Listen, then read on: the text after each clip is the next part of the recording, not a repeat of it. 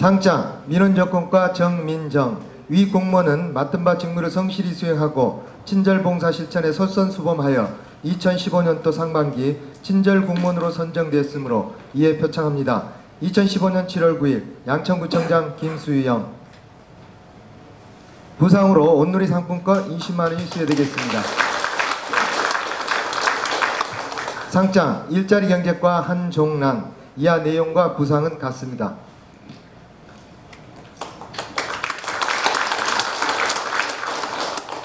상장 주택과 이상욱. 이하 내용과 부상은 같습니다.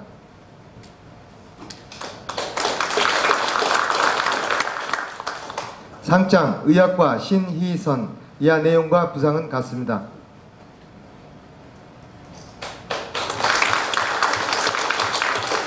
상장 신월일동 주길중. 이하 내용과 부상은 같습니다.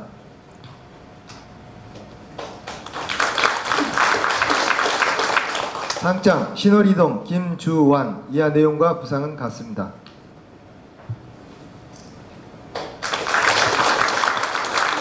상장 신월호동 이영희. 이하 내용과 부상은 같습니다.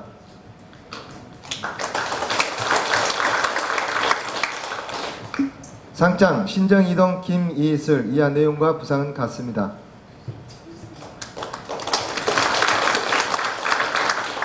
상장 신정삼동 고은영. 이하 내용과 부상은 같습니다.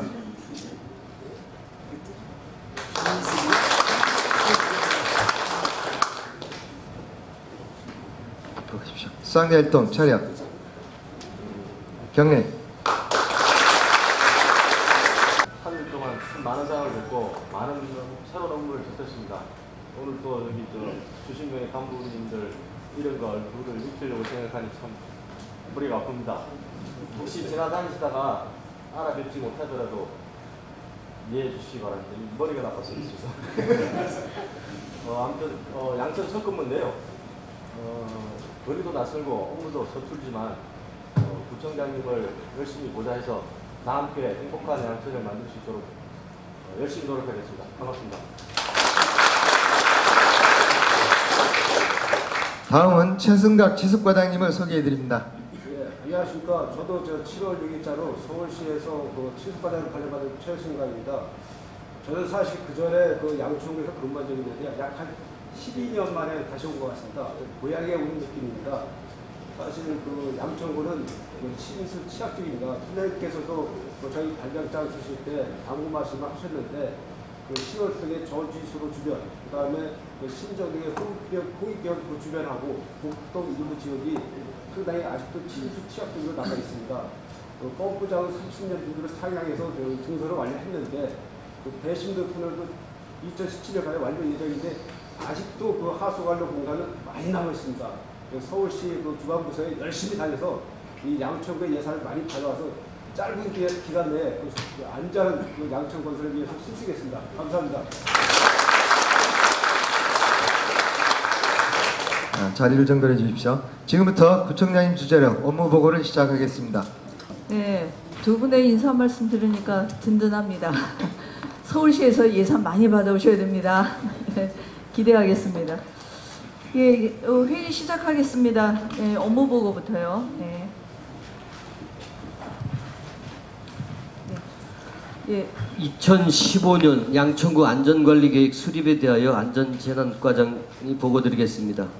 국가안전관리기본계획과 2015년 서울시 안전관리계획 수립 지침에 따라서 우리 구 안전관리계획을 수립하여 재난예방 및 안전사고 발생 시에 신속하고 긴밀한 대처로 국민의 생명과 재산을 보호하고자 함입니다. 적용기간은 다음 계획 수립 시까지입니다. 분야별 안전관리 계획으로 자연적, 사회적 재난 분야에는 풍수해, 설해, 폭염 등 12개 유형의 강서수도 사업소와 12개 부서에서 추진하고 국가 기반 체계 보호 분야로 보면 에너지, 정보통신 등 5개 유형으로 맑은 환경과 등 5개 부서에서 추진하게 됩니다. 또한 유형별 안전관리 분야에는 공동주택, 공연행사장, 아동보육시설, 청소년시설, 전통시장 등 10개 유형에 따라 주택과 등 9개 부서에서 추진하며 감염병 분야는 감염병과 가축질병 2개 유형으로 추진은 보건행정과와 일자리 경제과가 되겠습니다. 재난 관리 책임 기관 분야에는 양천구 관내에 있는 양천 소방서, 양천 경찰서 등 17개 기관에서 안전에 대하여 관리하게 되겠습니다. 안전관리 계획 수립이 완료되면 책자를 발간하여 전 부서와 서울시 유관기관에 배부하여 안전의 만전을 기하도록 하겠습니다. 이상 보고를 마치겠습니다. 일자리경제과장이 2015년 하반기 중소기업 육성기금 융자 지원 계획에 대하여 보고드리겠습니다. 그간 메르스 여파로 인해 경기 침체를 겪고 있는 관내 중소기업 및 소상공인의 경영안전자금의 융자 지원을 통해 기업의 경영안정 도모와 지역경제 활성화에 기여하고자 합니다. 신청기간은 7월 13일부터 8월 17일이며 관내에 소재한 제조업 및 도소매업, 이미용업, 세탁업자를 대상으로 합니다. 이번에 지원 규모는 메르스 발생으로 그동안 여유자금 10억 원을 추가로 하여 35억 원이 되겠습니다. 융자 조건은 연리 2.3%로 2년 거치 3년 균등 분할 상환이며 이번에 담보 물건이 부족하거나 없을 시에는 신용보증을 통한 융자를 받을 수 있도록 적극적으로 지원하겠습니다. 지원 대상으로는 관내에 공장 등록을 필요한 중소기업자, 그다음에 소기업 및 소상공인 지원을 통한 특별조치법상의 소기업, 도소매업자, 그다음에 컴퓨터 설비 자문업이나 패션 디자인업 등 관내에 소재한 제조업자가 되겠습니다. 각 부서 동장님께서는 소관 업무와 관련한 회의 시 그리고 직능당체 등 회의 및 간담회 시에 적극적으로 홍보해 주시기 바랍니다. 이상 보고를 마치겠습니다. 금융복지상담센터 운영에 대하여 복지정책과장이 보고드리도록 하겠습니다. 금융 소외계층과 과다채무자 및 일반 주민에 대한 금융 및 복지 관련 법률 서비스 연계를 통해서 국민의 건강한 가정 경제 생활을 지원하고자 금융복지상담센터를 서울시로부터 유치하여 운영하게 되었습니다. 7월 15일부터 구청 1층 종합민원실내에 설치 운영하도록 하겠습니다. 상담 인력은 금융복지 전문 상담사 2명을 서울복지재단으로부터 파견받아 배치하도록 하겠습니다. 세부 추진 내용입니다. 종합상담 및 맞춤형 상담 서비스를 실시하도록 하겠습니다. 상담 분야는 파산 면책, 개인회생, 워크아웃, 건전한 가정경제 지원을 위한 재무상담으로 내방 상담 및 전화 온라인 상담도 실시하도록 하겠습니다. 아울러 월 1회 복지관과 동주민센터를 방문하여 현장 상담 및 금융교육도 실시하도록 하겠습니다. 협조사항입니다. 총무과에서는 개소일 일정에 따라서 상담실 공간 및 장비를 설치 완료하여 주시기 바랍니다. 또한 자치행정과에서는 방문복지팀 업무와 연계하여 적극 활용하여 주시기 바랍니다. 홍보정책과에서는 언론 매체 등에 적극 홍보하여 주시고 각 부서장님과 동장님께서는 위원회 및 직능단체 회의 시에 금융복지상담센터를 적극 홍보하여 주시기 바랍니다. 이상입니다.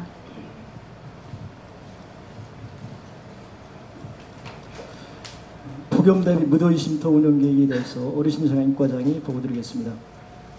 무더위 쉼터 운영 기간은 2월 24일부터 9월 25일까지 3개월간입니다.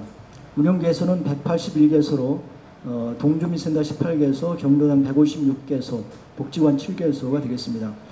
운영 기간은 평일 09시부터 18시까지고 폭염특보가 발령 시에 동주민센터 무더위 쉼터는 21시까지 연장 운영되며 주말과 휴일에도 운영하겠습니다. 소요 예산은 시비 4,140만 원 되겠습니다. 무더위 쉼터 지원 계획입니다. 냉방비 지원은 경로당 156개소에 월 5만 원씩 지원되고 동주민센터 18개소에는 월 15만 원이 지원되겠습니다. 그리고 복지관 7개소에는 월 10만 원씩 지원되겠습니다. 어르신 사랑방 에어컨 수리비와 냉방 관련 부품비 지원 등은 수요 파악이 끝나는 대로 지원을 하겠습니다. 협조사항입니다.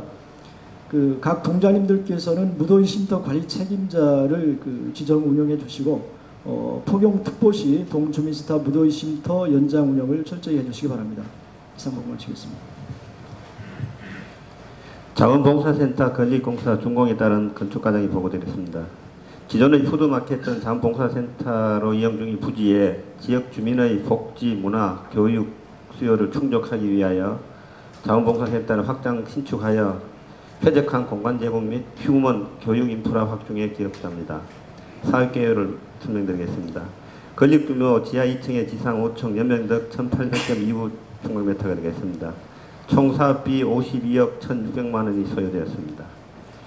주요 용도로 보면은 1층에 푸드마켓, 2층에 자원봉사센터, 3층 교육실, 4층 진로체험센터, 5층 다목적 강등으로 구성되어 있습니다. 공사 기간은 2014년 4월 10일부터 2015년 7월 3일까지 약 15개월이 소요되었습니다. 건물의 특징을 보면은 외부 마감재가 알루미늄 복합 판넬에 우리 구에서 최초로 공사된 T36 되는 3중 유리로 공사가 되었습니다. 또한 신재생 에너지가 12%로 태양 지표판 등 시스템 냉방을 설치했습니다. 추진 경리를 보면은 2013년 9월 14일 설계 용역을 완료하고 2014년 4월 10일 공사를 착공, 2015년 6월 18일 예비 준공 공사를 실시하였으며 지적된 내용은 보완 완료된 상태입니다. 2015년 다음 주 월요일에는 분야별 준공 공사를 철저히 시행하여 7월 17일 인수인계를 실시함에 따라 청사 이용에 문제가 발생하지 않도록 하겠습니다. 이상 보고를 마치겠습니다. 맑은 환경과장입니다. 여름철 에너지 사용 제한에 대해 보고드리겠습니다. 운영기간은 8월 28일까지이며 주요 내용은 공공기관은 28도 이상으로 냉방 온도를 제한하고 에너지 다소비 건물의 경우 냉방 온도를 준수토록 권장하며 민간 분야는 에너지 사용 제한 조치 준수 여부 점검 및 위반 시 과태료 부과 등입니다. 세부 추진 계획은 공공청사는 냉방 온도를 28도 이상으로 제한은 물론 모든 부서는 에너지 지킴이를 지정하여 자체 점검 및 냉방 온도를 이행토록 하며 민간 부분은 평일 10시부터 12시, 오후 2시부터 5시까지 26도 이상 유지토록 지도 점검하겠으며 특히 영업을 하는 사업장의 경우 문을 열고 냉방기를 가동하는 영업행위가 없도록 점검 및 위반 시 조치 등 자발적 참여와 에너지 절약을 실천토록 홍보와 점검에 만전을 기하겠습니다. 이상입니다. 건설관리과장 보고드리겠습니다. 여름철 태풍, 강풍 대비 우연광고물 정비 무료 정비 사업입니다. 관리자 없이 노후 훼손된 채 방치되어 여름철에 태풍이나 강풍으로 주민 안전을 위협하는 주인 없는 우연광고물 등을 정비하고자 합니다. 추진 기간은 9월까지이며 정비 대상은 주인이나 관리자 없이 방치된 불법 간판, 사업장의 폐업이나 이전, 업종 변경 등의 사유로 방치된 간판, 광고물이 훼손 또는 파손 상태가 심해서 주민의 안전을 위협하는 간판 등입니다. 정비 방법은 건물주나 건물 관리자 등 관계인의 신청을 받아서 현장 조사 후에 9월까지 순차적으로 정비하겠습니다. 소요 예산은 고정광고물 정비사업비 948만 8천 원이 확보되어 있습니다만 사업 물량이 많지 않을 경우에는 9월 이후부터 전주나 가로등지에 남아있는 현수막 녹근 제거 사업비로 사용할 계획입니다. 세부 추진 계획은 보고서와 같습니다. 각 동장님들께서는 관내 순찰 시에 해당되는 우연 광고물이 있으면 바로 통보해 주시면 처리토록 하겠습니다. 이상 보고를 마치겠습니다. 여름철 위생 취약 지역 방역 활동 실시에 대해 목일동장이 보고드리겠습니다. 여름철 병해충 발생 예방을 위해 취약 지역에 대한 방역 활동을 실시하여 감염병 예방과 쾌적한 주거 환경을 조성하고자 합니다. 마을사랑방역봉사단과 공무원 등 12명의 인력으로 6월 10일부터 8월 31일까지 관내 취약 지역에 대하여 집중적인 방역 활동을 실시토록 하겠습니다. 세부 추진 계획입니다. 2계조 6명의 방역 인력을 편성하여 음식물류 쓰레기 봉투 수거 주변 49개소, 어르신 사랑방 12개소, 학교 및 공원 주변 등 취약지역 68개소에 대하여 매주 화요일과 금요일 주 2회 연무 소독기를 행정차량에 탑재하여 집중 방역하고 휴대용 분무 소독기를 이용하여 정화조, 하수구 등을 수시 방역하여 여름철 주민 위생관리에 만전을 기하도록 하겠습니다. 이상 보고를 마치겠습니다. 2015년 폭염 대비 종합대책 추진에 대하여 신월 삼동장에 보고드리겠습니다. 여름철 기온 상승으로 폭염 일수 증가가 예상됨에 따라 취약계층에 대한 피해 예방과 신속한 대응을 위한 대책을 마련하여 적극 추진하고자 합니다. 기간은 7월부터 9월까지 3개월간입니다. 대상은 독거 어르신, 거동 불편자, 만성 질환자 등 취약계층이 되겠습니다. 세부 추진 계획입니다. 폭염 대비 취약계층 재난도우미를 구성 운영합니다. 구성은 총 46명으로 직원 13명, 통장 23명, 자율방재단원 10명으로 구성하고 폭염특보 발령 시 신속한 상황 전파 및 안전을 확인하겠습니다. 무더위 쉼터를 지정 운영합니다. 어르신 사랑방 4개소와 동주민센터 1개소 등 5개소가 되겠습니다. 쉼터 내 냉방기 가동 상태를 수시 정기 점검하여 적정 온도가 유지되도록 하겠습니다.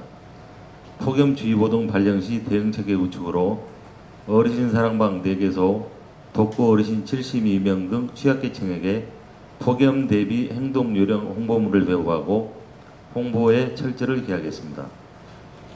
비상 상황 대비 응급구조 규관 및 보호자 연락 체계를 마련하겠습니다. 폭염주의보 경보 발령 시 취약계층에 대하여 문자 메시지를 발송하는 등 폭염으로 인한 재난 대비 체계를 구축하여 피해 예방에 최선을 다하겠습니다. 이상 보고를 마치겠습니다. 신정사동장이 주민과 함께 만드는 맑고 깨끗한 마을 추진에 대하여 보고드리겠습니다. 아이와 부모가 함께 그린 모자이크 타일 벽화를 쓰레기 무단 투기 지역에 시공하고 내 그림에 대한 관심으로 자연스럽게 감시자 역할을 함으로써 무단 투기를 사전에 방지하여 지역 주민에게 환경의 중요성과 지역에 대한 소속감, 애향심을 고양시키고자 합니다. 추진기간은 2015년 4월 20일부터 8월 30일까지로 5개월간입니다. 신정사동 주민자치위원회 주관으로 관내 가장 취약한 무단투기 지역 중 3개소를 선정하여 타일 벽화를 시공하는 사업이 되겠습니다.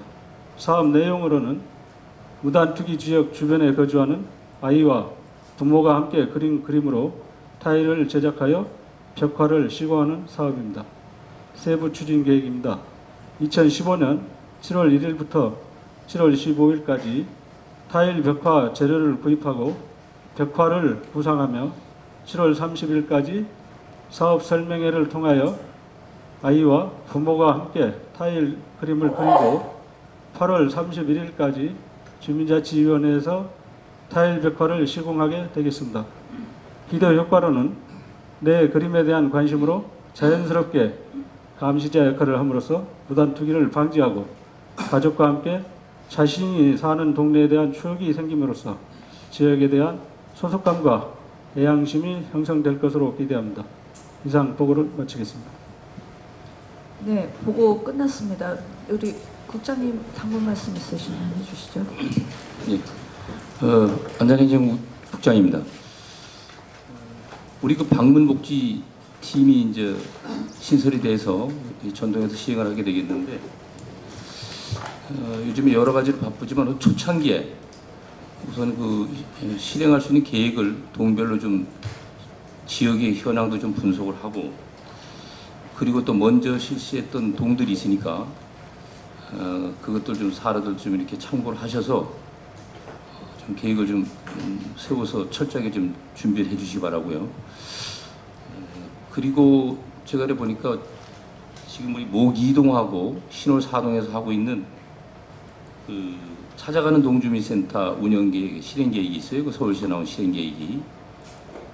그 계획이 보면 아주 세밀하게 잘 되어 있는데 계획을 세우시면 그것도 좀 참고를 하는데 거기 보면 우리 지금 신월동을 포함해서 동별로는 저 지역별로 이렇게 담당을 둬서 이렇게 하는 걸로 되어 있는데 거기에 보면 거기도 마찬가지로 우리 동네 주무관이라 그래가지고 과거에 저희들이 그 통담당했던 그런 내용이 그대로 나와 있어요. 그래서 그 제도도 전동에서 좀 이렇게 참고를 해서 할 수 있도록 했으면 좋겠고요.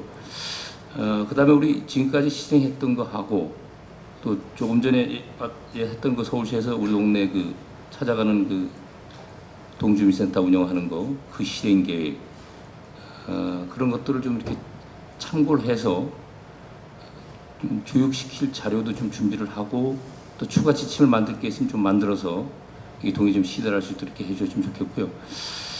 그리고 제 생각에는 이 사업을 진행하는데 그냥 거기 뭐 팀장이나 아니면 담당자한테 맡겨가지고는 초기에 이게 잘 되지 않는다고 생각을 하거든요. 그래서 동장님들이 그 사례회의에도 좀 직접 참석을 좀 하시고 그래서 사례회의를 좀 주도를 하시고 그리고 좀 방문도 좀 하시고 그래서 또 지역에 계시는 분들 이 사업에 이해를 돕기 위해서 뭐 대상자가 저희들 그 사업의 대상자가 되는 분들을 참여시킬 수도 있고 또 지역에서 또 역량이 있는 분들이 많이 있잖아요. 그러니까 구의원님들이나 무슨 주민자치위원장이나 이런 분들을 좀 포함을 시켜서 사례회의 때 말이죠. 그냥 형식적으로 직원들끼리 대충 하지 말고 그래서 초창기에 주민들이 같이 좀 이해해서 참여할 수 있도록 좀 이렇게 해주시고요.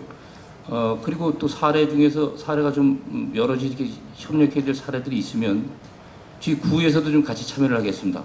그래서 같이 참여를 해서 서로 어떤 역할을 해야 될지 요거를 어떤 체대를 운영하는 게 가장 좋겠는지 초창기에 그 시스템을 정립하는 게 굉장히 중요하니까 이렇게 좀 준비를 해주시기 바랍니다. 그 다음에 이제 의회 관계인데요. 뭐 우리 이제 의회가 안전행정국으로 넘어와서 또 의회 얘기를 안 할 수가 없네요. 어제까지 저희들이 상임위에서 결산을 했는데 이제 오늘 추경 예산이 이제 심의가 된다고요. 그래서 저희 부에서 꼭 필요한 이 긴급한 것들이 추경에 올라와 있는 거거든요. 그러니까 이것들이 우리 계획한 대로 전부 반영이 될 수 있도록 이게 좀 이렇게 부서장님들이 각별히 좀 노력을 해주시고 다음에 이번 회기 중에 우리 보류됐던 안건들이 있습니다. 그 굉장히 중요한 안건들인데 이번에 좀 그거 좀 다시 재상정돼서 통과될 수 있도록 이렇게 좀 노력도 해주시기 바랍니다. 이상입니다. 네. 예. 네, 저 복지교육국장입니다. 우선 인사부터 좀 드리겠습니다. 지난 7월 1일자 복지교육국장으로 승진 임명된 이봉선입니다. 먼저 부족한 저에게 큰 소임을 맡겨주신 우리 청장님께 감사드리고요.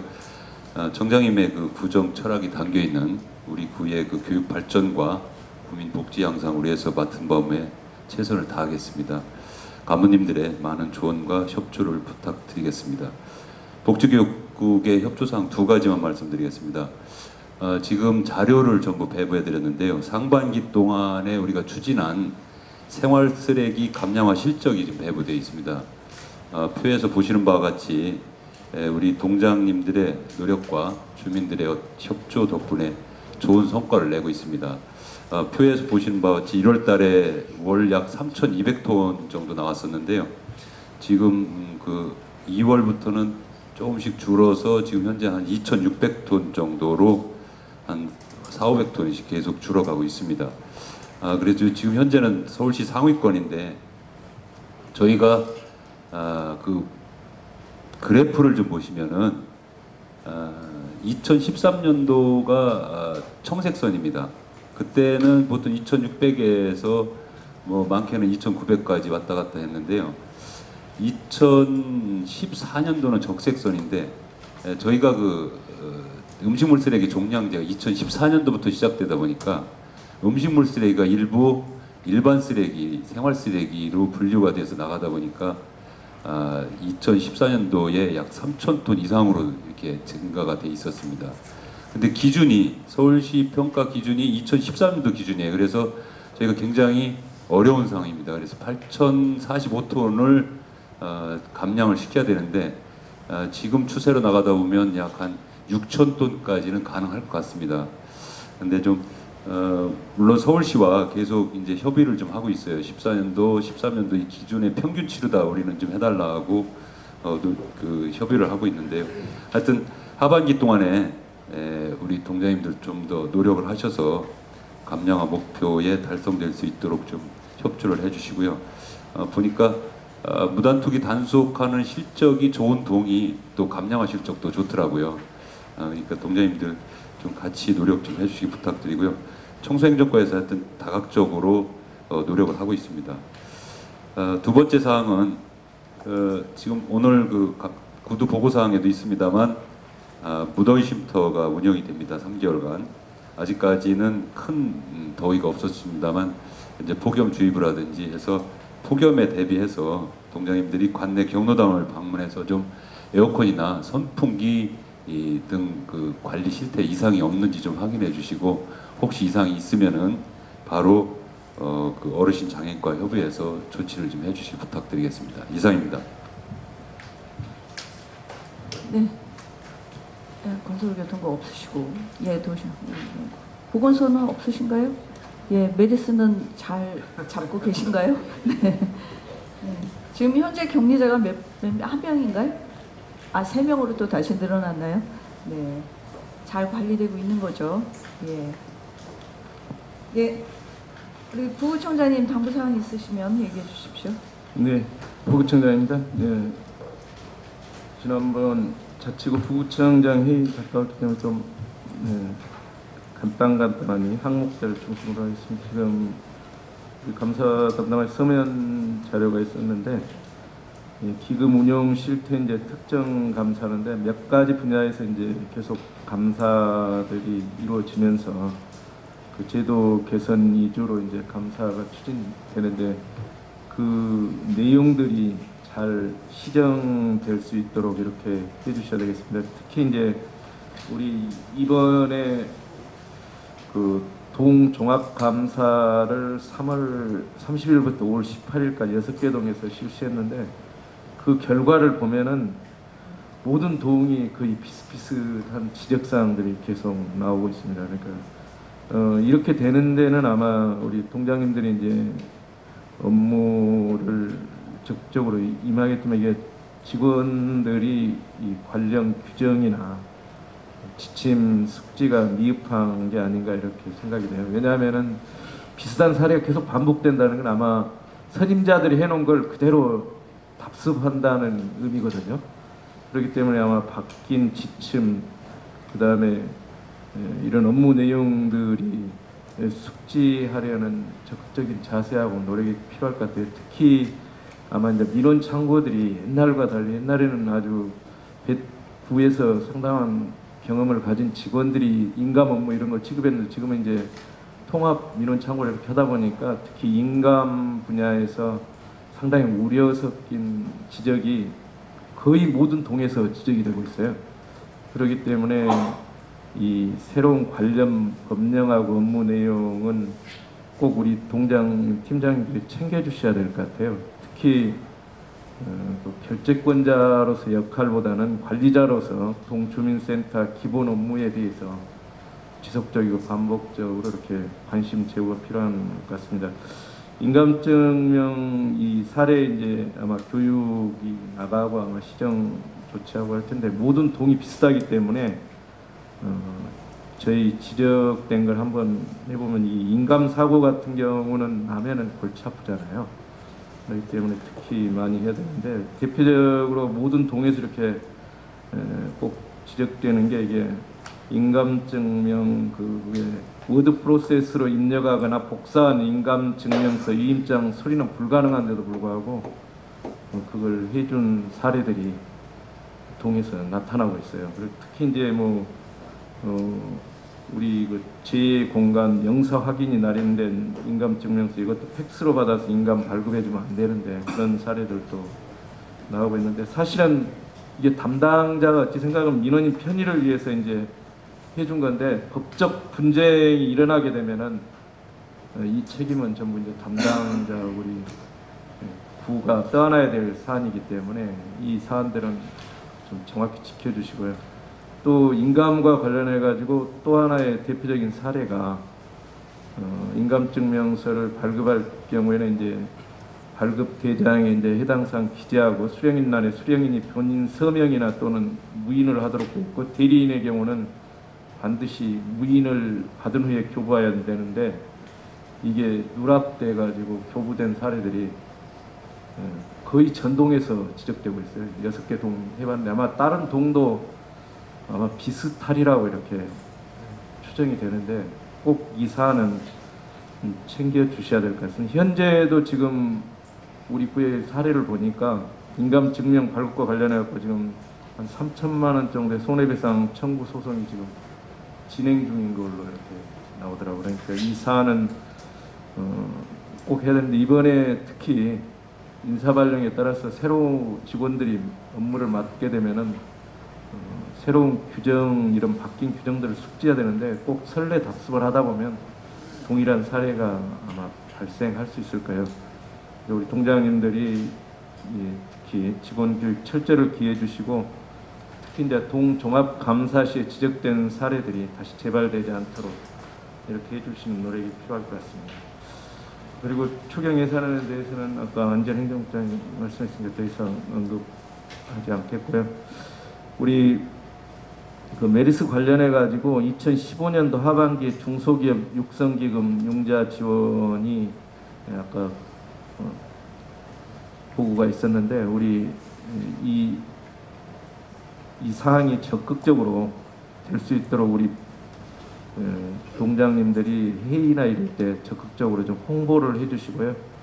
특히 아마 전통시장 메르스 경유한 상가 주정차 단속 완화가 아마 9월 말까지 이게 완화 추진하는 걸로 이렇게 서울시에서 발표가 됐는데 우리 교통지도과 또 양천경찰서 등과 이렇게 이 사안은 협조가 돼서 주정차 단속 완화가 이런 실질적으로 지역 경제 활성화에 좀 이바지할 수 있도록 해주셨으면 좋겠습니다. 그리고 폭염 대비 무더위 쉼터는 아까 우리 복지교육국장이 언급을 했지만은 꼭 잘 운영되도록 사전 점검을 좀 철저히 해주시기를 바랍니다.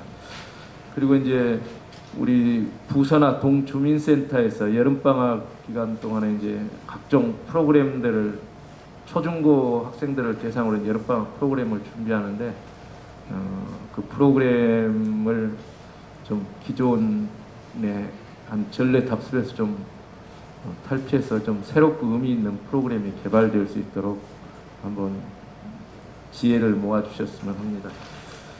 그리고 우리 어제 이제 양천 우리 구하고 서초구하고 교류 협약 협약식이 이제 있었는데 이 사안에 대해서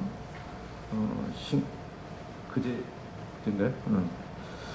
이 사안이 실질적으로 여러 가지 협력 사업을 서초하고 이제 해나가기로 되니까요. 우리 혹시 각 부서나 동에서 신규 교육 협력 사업이 지속적으로 이렇게 발굴될 수 있도록 관심을 가져주시면 감사하겠습니다. 그리고 재정 조기 집행을 우리 각 부서장님하고 동장님들이 신경을 써주셔서 이 조기 집행 추진 결과는 대단히 예상을 뛰어넘어서 상당히 양호한 걸로 서울시 전체로 한 2위권입니다. 그래서 조기 집행을 위해서 우리 기획예산과를 비롯해서 전 부서장님들 고생 많이 하셨고요. 다만 전국 평균이 워낙 높기 때문에 사실 전국 평균으로 가면 아마 이 평균에 못 미치고 있습니다. 저희 서울시 자체로는 성적이 좋지만요. 그렇지만 우리가 목표로 했던 한 87% 수준은 훨씬 상회를 해서 96% 여기까지 했다는 말씀 드리고요.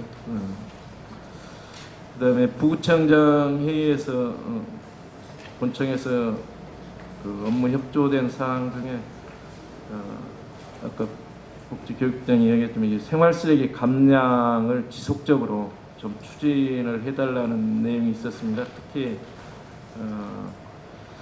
그 폐비늘 전용 봉투 보급된 동은 그 모니터링하고 성과 분석 이런 걸 좀 철저히 해달라는 이야기가 있었고요. 그 다음에 다량 배출 사업장 쓰레기 분리 배출에 꼭 종량제 봉투 실명제를 추진해달라는 이런 내용이 있었습니다. 그렇기 때문에 여러 홍보 사항 그런 거 이제 아까 복지교육국장이 다 이야기를 했기 때문에 이 두 가지 사안 잘 추진될 수 있도록 해달라는 특별 부탁사항이 있었고요. 그 다음에 본철 행정국에서 우리 아까 안전행정국장 대표님이 찾아가는 동주민센터 추진 관련해 가지고 좀 여러 가지 현장에서 잘 정착될 수 있도록 해달라는 당부 말씀이 있었습니다. 그리고 이제 도시안전본부에서 이게 여름철만 맞아가지고 재난 위험 시설물 특히 D등급하고 2등급을 적극 해소를 해주고 안전관리에 만전을 기해달라는 이야기가 있었는데 그때 자료에 우리 양천은 D등급이 4곳 있는 걸로 이렇게 이야기를 하더라고요. 혹시 우기를 대비한 여름철에 이런 재난 위험 시설에 대해서 좀 관리에 철저를 기해달라는 이야기 있었습니다. 네, 이상입니다.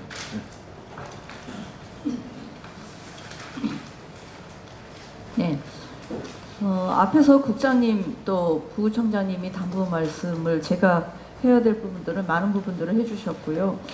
네, 그 유념해서 좀 함께 그 실천하도록 했으면 해야 된다고 생각을 합니다. 그리고 제가 드릴 말씀은 요즘에 주민과의 대화를 동별로 진행을 하고 있습니다. 지금 한 반쯤 돌았고요. 오늘부터 또 다시 시작을 합니다.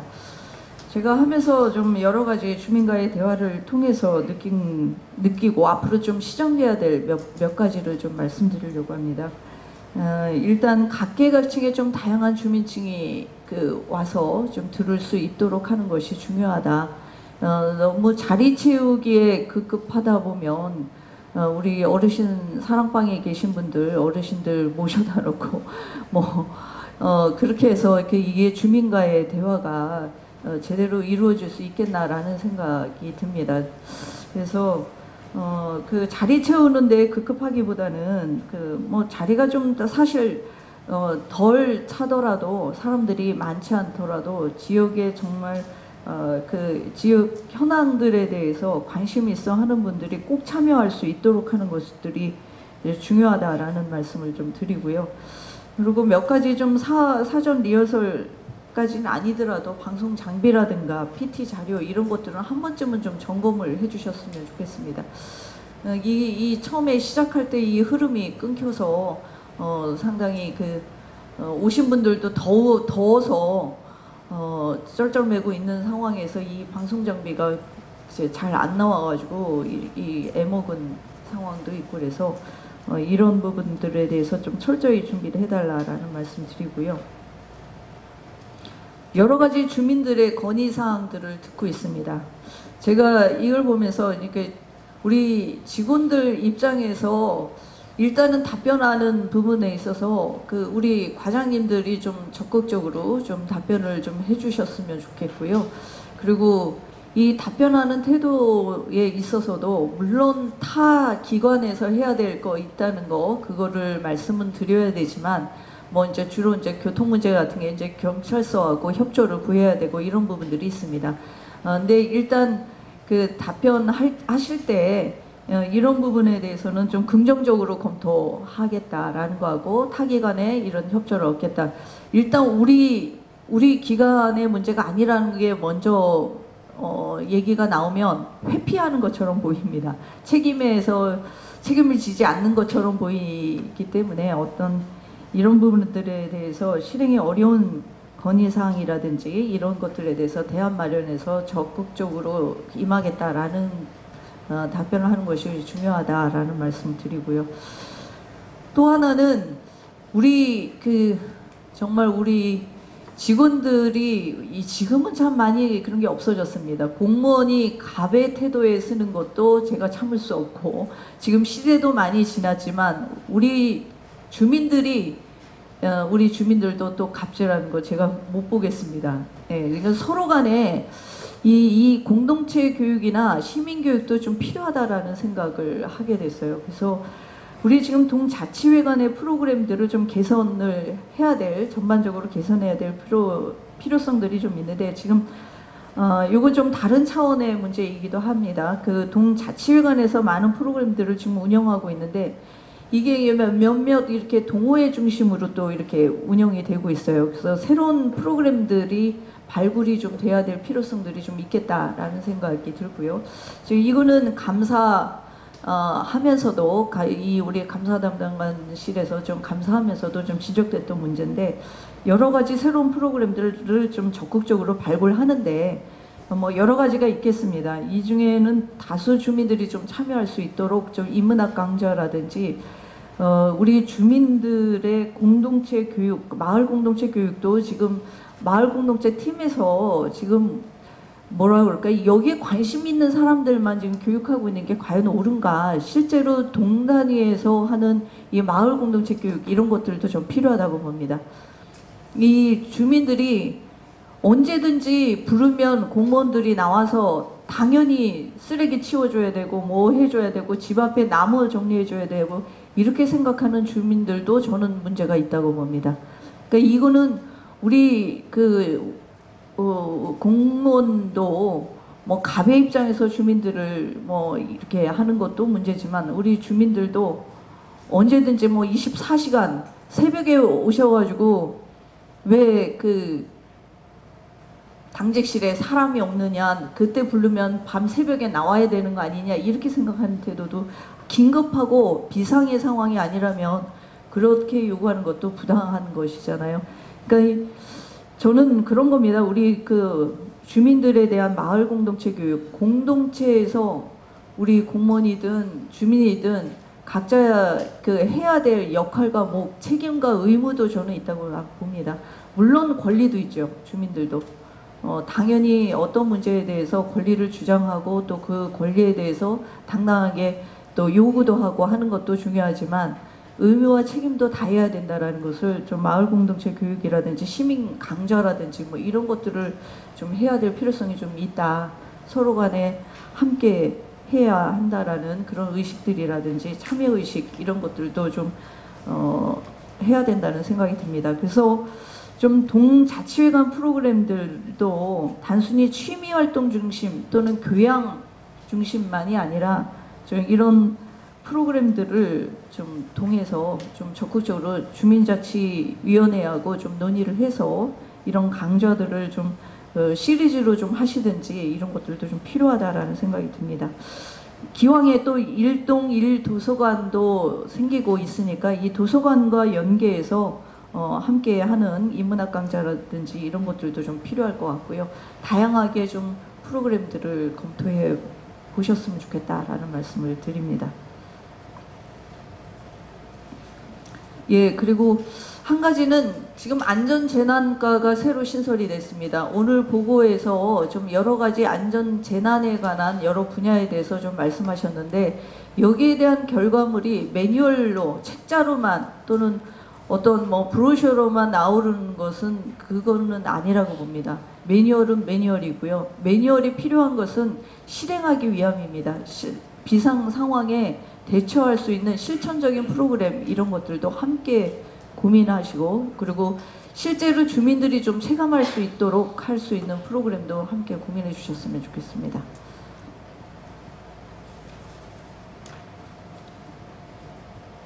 예, 저 당무사항은 이쯤 하고요. 마지막으로 우리 공무국의 연수 결과를 보고하겠다고 했습니다. 교육지원과의 이건봉 주임이 덴마크 교육제도와 그룬투비 사상, 우리 도입 방향, 덴마크 현안사항, 양국의 발전 방향 순으로 보고드리겠습니다. 교육에 중점을 두었지만 덴마크의 전반적인 현황을 알아보고자 주제하는 다른 일부 내용을 말씀드리는 점에 미리 양해 말씀을 드리겠습니다. 이번 연수는 오마이뉴스가 꿈틀 비행기라는 이름으로 우리도 행복할 수 있을까요? 독자와 함께 했습니다. 참가자 중엔 초등학생 어머니와 수업 중 잠자는 아이들을 안타까워하는 수학 선생님, 고등학생, 교회 목사님, 사회단체 및 복지 관계자, 그리고 혁신교육이나 협동조합을 담당하는 지방자치단체 공무원 등 모두 31명이 코펜하겐시를 중심으로 8박 9일간 덴마크를 견학했습니다.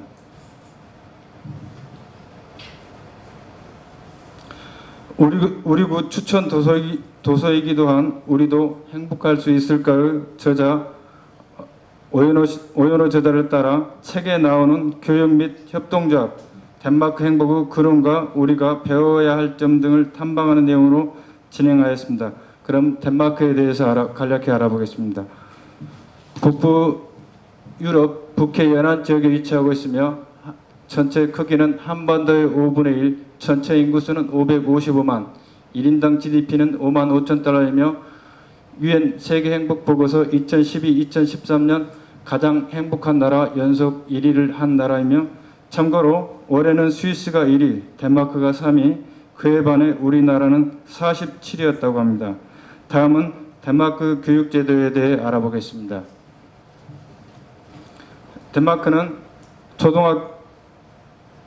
초등학교, 중등교육, 고등교육, 성인 및 재교육 과정으로 이루어져 있으며 초등학교 과정은 취학 전 유치원 과정과 우리나라의 고등학교와 중학교를 합친 형태의 초등학교 고학년제와 고등학교 입학 전 10학년제 과정이 있는데 초등학교 과정만 의무 과정이며 유치원과 10학년 과정은 선택 과정으로서 이 10년째 되는 과정에서 다음에 다룰 애프터스쿨을 다니는 경우가 있습니다. 이어 고등학교, 대학 진학과정과 직업과정으로 나누어지게 됩니다. 지방교육을 담당하는 코펜하겐시 지자체 아동 청소년부를 찾아 교육정책에 대해 알아보았습니다. 이 자리에서 관계 공무원들은 학생의 전반적인 개인성과 사회성을 기르고 학생의 인권보호 및 정책 운영에 중점을 두며 이주 장려 정책에 따라 이주 학생 적응을 위한 특별반도 운영하고 있다고 합니다. 참고로 덴마크 공무원 정년은 66세 이상으로 이 또한 선택이 가능하다는 특징이 있었습니다. 유치원에서는 아이들은 놀이를 통해 배운다는 교육관이 철저하였으며 개인 성장과 사회성 개발을 지속적으로 배우도록 하고 안전시설에 대해서는 지자체 관련 부서와 긴밀하게 연결되어 있고 아동 대피 및 안전구조 등 정기적인 교육을 받고 있다고 하였습니다. 다음은 클루스막 초등학교 크리스탄슨 교장에 의하면 2014년 교육 계획에 따라 어린이 방과 후 프로그램 돌봄 교실이 운영하고 있는데 근무 시간이 늘어나는 일부 교사의 불만이 있었으나 아이들을 위한 정책으로서 이를 수용하고 있다고 하였으며 교사 선발정에 있어 학교장 재량이 많으나 운영에 있어서는 학부모와 학생 대표가 운영에 참여할 수 있도록 제도화되어 있다고 합니다. 또한 편견을 가지지 않고 잘할 수 있도록 장애아와 일반 학생이 같은 공간에서 교육을 받도록 하고 있다고 합니다. 혁신사업과 관련하여 관련이 깊은 애프터스쿨 2군데를 방문했습니다. 애프터스쿨은 체험활동을 주로 하는 합숙학교로서 그룬투비 정신을 기초로 설립 운영되고 교육 내용은 다양하며 보통 민주시민으로 사회참여 및 적응 교육을 중점적으로 실시하고 있었으며 IT, 음악, 미술 등을 교육하는 애프터스쿨은 코펜하겐 시내 외곽 지역엔 자연을 주제로 한 식물재배, 농경, 목공 과목 등 지역 특성에 따라 입지하고 있었으며 학교 운영비는 국가와 학생이 절반을 부담하며 절반의 부담금 중에서도 학생 가정 사정에 따라 차등을 두어 부담을 하고 있다고 합니다. 방문한 바우네호의 애프터스쿨은 자연을 주제로 하여 학생들의 다양한 간접 경험을 가르치는 학교로서 목공 수업의 경우 주요 기계는 담당 교사만 다루며 수업 시간에는 감독을 철저히 하여 안전사고가 일어나지 않도록 주의하고 있다고 하였습니다. 이 애프터스쿨은 축구, 스키, 승마 등 스포츠를 전문으로 하는 학교로서 엘리트 선수 육성보다는 본인이 좋아서 하는 정도의 교육을 시키는데 수업 시간 이외에도 교사와 학생 간 수시 대화 분위기를 조성하여 정서 관리 및 교육에 많은 신경을 쓰고 있었습니다. 피트브른 앱슨 학장에 의하면 이위에서는 애프터스쿨 운영에 일부 회의적인 의견도 있었으나 사회성 교육 및 아이들의 심리적 성숙 면에서 효과가 있다고 하였습니다. 덴마크는 1960년대 민주적인 교육혁명을 통해 학생 인권을 확보하여 인권 존중 및 책임지는 학교육이 이루어지고 있는데, 방문한 유스틴 고등학교는 학급당 학생 수가 28명으로 우리나라와 같은 일반 과목 외에도 글로벌 관계 시민 프로그램이 포함되어 있는 특징이 있었습니다. 애프터스쿨 수료한 학생의 수업 태도에 대해 안내교사는 일부 학생은 취미 애프터스쿨의 활동에 너무 심취해 학업에 방해되는 경우도 있었지만 성숙도 면에서 만족한다고 하였으며, 덴마크에서는 적성교육이 체계적으로 이루어져 대입을 위해 재수하는 경우가 드물지만 원할 경우 10학기 내 다른 학교에서 부족한 부분의 점수를 채워서 본인이 원하는 진로를 선택하고 있다고 하며, 본인이 진로를 결정하고 책임지도록 함으로써 부모가 진로 결정에 개입하는 경우는 드물다고 합니다. 다음은 복지국가로서 장애우에 대한 정책을 알아보고자 어린이 장애시설 2개소를 방문했습니다. 코펜하겐 시내에서 운영하는 아동센터에서는 기본적으로 장애 어린이들이 집에서 양육될 수 있도록 하며 시설 내에서 관리하기보다는 장애는 개선될 수 있다는 공통된 관점에서 잠재적 능력 향상을 최고 목표로 하고, 활동이 어려운 장애인이 있는 소학교에는 출장을 통해 순회 지원 및 치료를 해주는데, 전문가 집단이 전문 지식을 통해 소홀히 다뤄지지 않도록 세심하게 관리하고 있었으며, 덴마크에서는 장애 정책 또한 150년 전에는 대규모 시설 수용을 원칙으로 하다가 장애우도 능력 개선이 가능하다는 인식하에 1960년도에서 70년도 사이부터는 이러한 장애 아동 주거시설을 갖추어 장애가 개선되도록 장애 한 명당 1, 2명의 직원이 전문적으로 관리하고 있다고 합니다. 다음은 코펜하겐 대학에 다니는 대학원생으로부터 대학에 대해서 알아보았습니다. 대학에서는 출석부 체크 개념이 없으며 학생 재량권이 많고 등록금과 교통비가 대체적으로 비싼 편으로 월 생활비는 평균 7,000크로나, 하나 약 150만 원 가량 든다고 합니다. 여기까지 덴마크 교육에 대한 전반적인 설명을 드렸는데요. 덴마크 교육에 대한 핵심은 학생을 독립된 인격체로서 늘 존중해주면서 건전한 민주시민으로 자랄 수 있도록 지켜봐주는 부모님과 목사님, 초등학교 입학에서부터 9학년까지 커가는 과정을 같이 하는 학교 담임 선생님과 동네 아저씨와 같은 친근한 주치의 제도를 유기적으로 연기한 교육체계로서 이에 대한 공통점은 학교는 어떤 인생을 살 것인가를 스스로 찾는 방법을 가르치는 곳이며, 개인의 성적이나 발전보다는 협동하는 것을 중요시하며 학생과 학부모, 선생과 교장 누구도 소외되지 않고 학교 운영의 주인이 되며 학생들이 여유있게 충분한 시간을 두고 인생을 자유롭게 즐겁게 사는 법을 배운다고 할 수 있겠습니다. 다음은 이러한 교육의 바탕이 되는 그룬투비 사상과 교육관에 대해 알아보겠습니다. 아시다시피 그룬투비는 시인이자 신학자, 민중교육가로서 현재 고등학교에 해당하는 국민학교를 창립한 덴마크의 정신적 지도자입니다.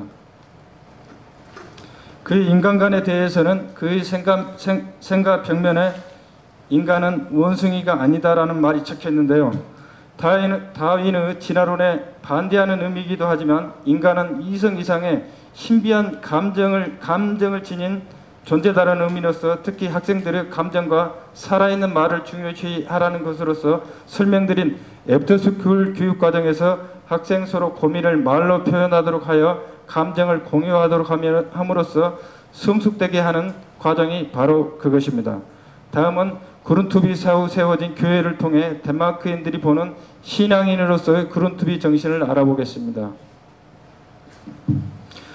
이 사진은 구름투비 기념교회 내 외부 사진입니다. 외부는 굉장히 웅장하며 상당 부분이 조화를 이룬 듯 하면서도 약간의 불균형을 이루며 내부는 그럼하면서도 굉장히 소박합니다. 이는 강한 덴마크를 지향하면서도 다양성을 추구하고 교회로서 근엄함을 갖추되 어느 누구든 평등한 신자로서 존중받아야 한다는 정신을 담았다고 합니다. 교회 내부를 보면 전면의 교단과 신자가 앉아있는 의자 높이가 같습니다. 이는 목자와 신자가 같은 존재이며 강론에 이견이 있을 때 어느 누구나 질문을 할 수 있다고 하며 신의 말씀을 전할 때만 우측에 보시는 높은 설교단에서 연설을 한다고 합니다. 참고로 덴마크는 국교로서 국민의 80%가 월수입의 일정액을 세금으로 납부함으로써 고민이 있을 때에만 교회를 찾는다고 하니 책에서 말하는 것처럼 고민이 없기 때문에 교인들이 없다는 말이고 그만큼 행복하다는 반증이었습니다. 다음 코펜하겐 시내에 있는 군투비 센터를 방문해 센터장에게 우리나라 교육에 대한 조언을 부탁했었는데 이에 대해 도슨발레 센터장은 학생과 교사는 존중받는 동등한 관계를 유지하고 교육 개혁 과정에서 감정을 매우 중요시해야 한다는 점을 강조하면서 양국 나름의 장점이 있는 만큼 이를 살려 개선한다면 한국에도 좋은 변화가 있을 것이라는 의견을 주었습니다. 이상 덴마크 교육제도와 교육 철학에 대해 알아보았습니다. 다음은 우리구 도입 방향에 대해 설명드리겠습니다. 우리구에서는 현재 25개 예비혁신지구 사업을 지난 5월 초부터 추진하고 있는데요. 앞으로 예비혁신지구는 물론 혁신지구 사업 추진 등 교육사업 추진에 있어 학생을 독립된 인격체로 개인성과 사회성을 길러주고 운영 과정에서 학생의 의견을 반영하도록 함으로써 사회 참여 적응은 물론 성숙한 민주 시민으로 자랄 수 있도록 유도하고 글로벌 시대에 적응할 수 있는 시민 교육 프로그램 또한 개발 또한 하도록 노력하겠습니다. 우리 구에서도 이번 개소한 아이원 건강센터와 같은 다양한 복지 정책이 잘 시행되고 있는데요. 이와 더불어 장애우를 연계된 전문가 집단을 통해 세심하고 전문적으로 관리하면서 잠재적인 능력을 향상시켜 사회에 적응하도록 하는 장애우 정책은 우리 구에서도 참고할 만하다 하겠습니다. 다음은 덴마크 현안 사안에 대해서 간단히 말씀드리겠습니다.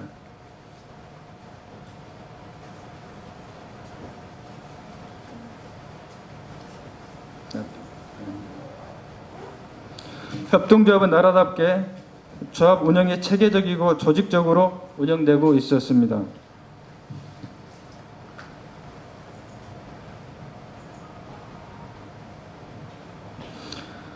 앞으로 덴마크는 환경보호 및 에너지 파동에 대비한 청정에너지 개발에 집중할 것으로 보이며 10체되는 유럽 경제권에서 벗어나기 위하여 덴마크가 전액 부담하여 독일, 덴마크 간 발틱 해제 터널 공사를 2021년 준공을 목표로 진행 중에 있으며 초청 강연에 응해준 국제 전문가 및 국제 정치 및 북한 문제 전문가 니아스 연구소 가야 엘게슨 소장은 덴마크와 우리나라의 협력 발전 방향에 대해 덴마크는 기후변화에 대한 대책이 없고 국민 세금 부담이 높으며 한국은 권력 구조가 엄격한 데 반해 덴마크는 수평적이다. 덴마크인은 차갑다는 느낌이 들 정도로 독립적이지만 조합 형태의 공동체 문화가 있으며 한국의 그룹 정신은 의지에 더불어 사는 문화이다. 서로 배워가면서 강대국의 영향을 덜 받도록 하자는 의견을 주었습니다. 이상으로